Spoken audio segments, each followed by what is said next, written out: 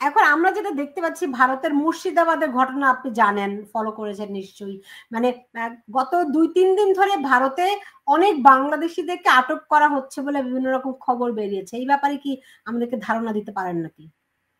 বাংলাদেশি যদি কোনো আটক করে থাকে 100 ভাগ আটক করুক, আটক করে এগুলো পাঠিয়ে দিক। ওরা ওইখানে যাবে কেন?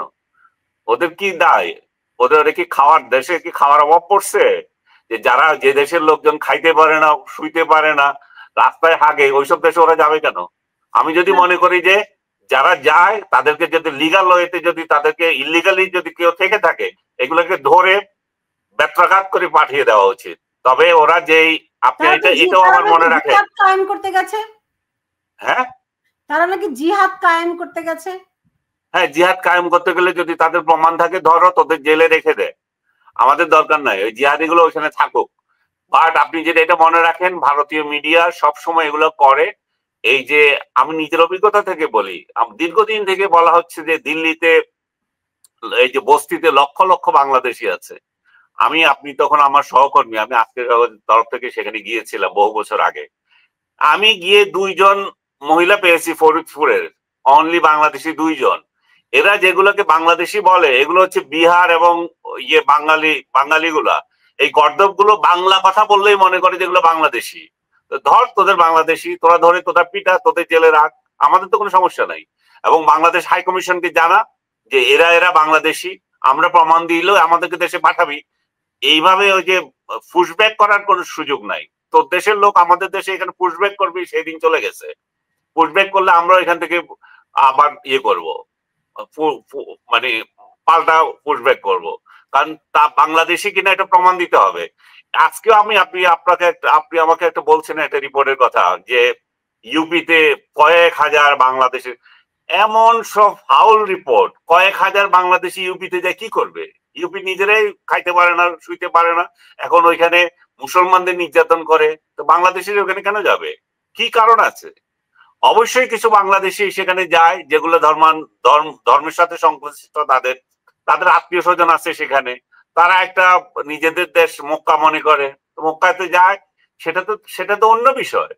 তার সাথে অর্থনৈতিক মানে দুরবস্থাতে কোনো বাংলাদেশি ওখানে যাচ্ছে এবং সেখানে কাজের সুযোগ নিচ্ছে, এগুলা আপনি বিশ্বাস করবেন না, এগুলো কমপ্লিট রাবিশ। এবং 2 দিন পরে এর কোনো প্রমাণ দিতে পারবে না, ওরা এর প্রমাণ পাবেন না। আজকে গুজরাটে 124 জন অবৈধ বাংলাদেশি ধরা খেয়েছে। হ্যাঁ, ধরা পড়ছে, এগুলো পাঠিয়ে দে, আমাদের কোনো সমস্যা নাই, আমাদের এখানে খাবার আছে, ওদের রাখবি কেন? তাই বলে এটা রোহিঙ্গা, তোদের পশ্চিমবঙ্গের লোক, বিহারের লোক এখানে পাঠাবি না। এখন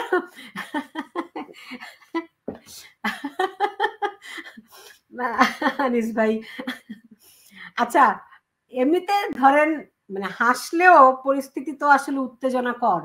তো ভারত পাকিস্তান, শুনেন, এগুলো হচ্ছে সব মিডিয়া খেলা। এদের এই নোংরা মিডিয়া, ইন্ডিয়ান নোংরা মিডিয়ার খেলা এগুলা। যে মোদিকে ওরা কেউ কোশ্চেন করছে না, তোমার নিরাপত্তা কোথায় ছিল? তুমি একের পর এক ঘটনা ঘটে তুমি বক্তৃতা মারো। তুমি যখন প্রধানমন্ত্রী ছিলে না, তখন অন্য প্রধানমন্ত্রী থেকে কোশ্চেন করতে। এই যে বিএসএফ আপনার হাতে, আর্মি আপনার হাতে, সীমান্তের সবকিছু আপনার হাতে, সরকারে আপনি কি করে পাকিস্তান থেকে এসে লোকজন এখানে হামলা করে যায়, এখন তাকে কোশ্চেন করবে। ইভেন পাকিস্তান থেকে যদি এসেও থাকে, কি করে আসছে? তুমি তো সীমান্ত সিল করে রাখছো, তোমার দেশে কি করে আসে? হামলার পরে, আগে তো সিল করে নাই। হ্যাঁ, সিল তো করেছে হামলার পরে। না না না, ওদের সীমান্ত তো বন্ধ, ওদের সীমান্ত তো সব সিল করা। সিল করা মানে হচ্ছে আপনি বলতেছেন যাওয়া আসা, ওইটা তো বন্ধ। ওই কাশ্মীর সীমান্ত বা প্রত্যেকটা সীমান্তই ওদের পাকিস্তানের সাথে বিরাট টাকা কাটা তারে বেড়া, ওইটা তো খোলা না। আপনার মনে আছে 5ই আগস্টের পরে প্রথমেই তারা সীমান্ত সিল করেছে। 5ই আগস্টের আগেই সম্ভবত তারা সীমান্ত, বাংলাদেশের অংশে সীমান্ত সিল করেছে, এবং তারা মনে করছে এই দিক থেকে আসলে এই জঙ্গি সন্ত্রাসী গোষ্ঠী তারা বাংলাদেশ সীমান্ত ব্যবহার করে ভারতে প্রবেশ করছে। এগুলো ওরা মনে করে, এগুলো ওদের পুরনো রোগ। বাংলাদেশ যাকে চায় তারা তাকে তো পাঠায় না। অবৈধভাবে বাংলাদেশি যেগুলো চলে গেছে সেগুলোকে তো বাংলাদেশে অনেকে, বাংলাদেশ সরকার তো চাচ্ছে, ইনক্লুডিং শেখ হাসিনাকে চাচ্ছে, কই তাকে তো পাঠায় না। তাকে পাঠিয়ে দিক, তাহলে তো বাংলাদেশ সরকার বলবে যে ঠিক আছে। শেখ হাসিনা তো শেখ হাসিনা তো গিয়েছে, বাংলাদেশ সেনাবাহিনী তাকে পাঠিয়ে দিয়েছে, তাই না? হ্যাঁ, বাংলাদেশ সেনাবাহিনী পাঠিয়ে দিয়েছে, কিন্তু বাংলাদেশ সরকার তো বলতেছে আমার লোক পাঠিয়ে দাও, যাকে যাকে চাচ্ছে তাকে পাঠাচ্ছে না কেন? ভারত পাকিস্তান কি যুদ্ধ লেগে যাবে?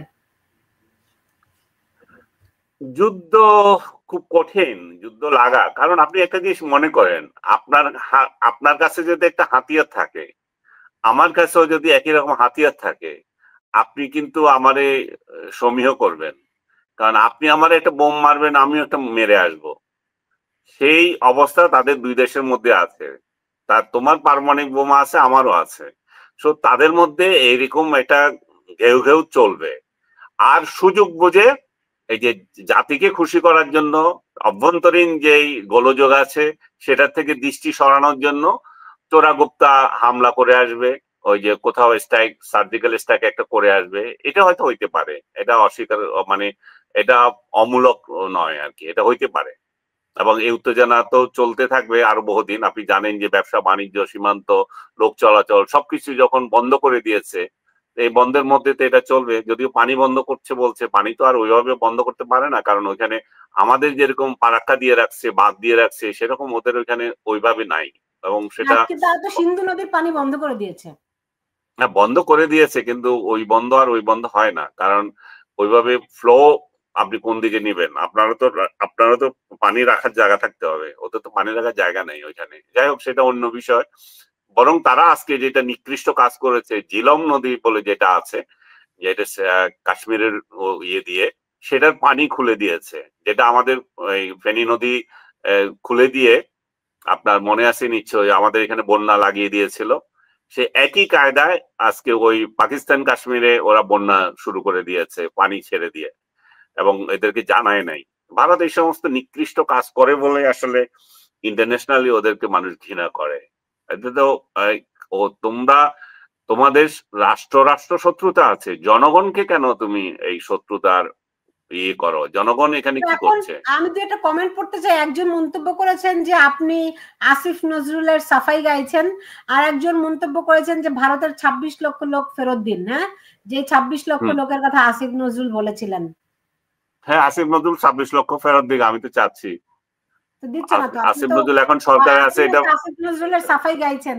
সো আমার সাফাই গাওয়ার কি আছে? আমি কি আসিফ নজরুল যেটা বলে না, আমি কেন এটা বলতে যাব? আমার সাথে কি তার শত্রুতা আছে না প্রীতি আছে? যে গর্দব বলতেছে সেই বরং ওর আসিফ নজরুলের প্রতি তার হিংসা আছে। আমার তো হিংসাও নাই, প্রীতিও নাই।